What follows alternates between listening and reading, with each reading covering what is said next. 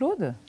Très rond, terrible. 48 000 comme le nombre de morts chaque année dus à la pollution atmosphérique. C'est 10 fois plus que les accidents de la route, Bernard Darniche. C'est la 3e cause de mortalité en France. On parle d'un pic de pollution. Je me tourne vers vous, Isabelle Coll, puis on viendra vers vous, Bernard Darniche. Là, on parle d'un pic de pollution, mais en réalité, on meurt chaque jour un petit peu par l'état, on va dire, latent de la pollution.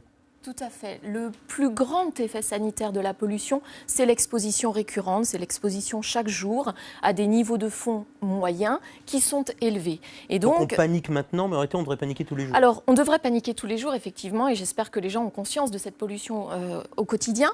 Mais les pics de pollution qui nous soumettent à des concentrations élevées pendant plusieurs jours viennent finalement exacerber les symptômes que nous avons développés pendant ces périodes d'exposition récurrente en particulier. Ils viennent aggraver la réactivité pulmonaire des personnes sensibles.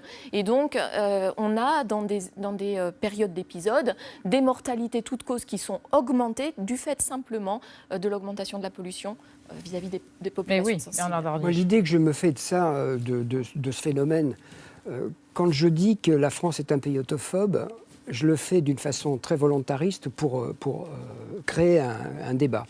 J'ai eu la chance de travailler depuis 15 ans avec les Japonais de Toyota. Je suis allé beaucoup au Japon. Ils n'ont pas ces problèmes-là au Japon. Pourquoi ? Parce qu'il y a 15 ans, ils se sont dit, notre voiture, si elle veut garder sa crédibilité, il faut qu'elle soit honorable. Honorable. Ce qui n'est pas le cas ailleurs. L'honorabilité, c'est d'être non polluante, c'est ça ? Rappelez-vous, quand ils ont sorti la Prius, tout le monde a rigolé.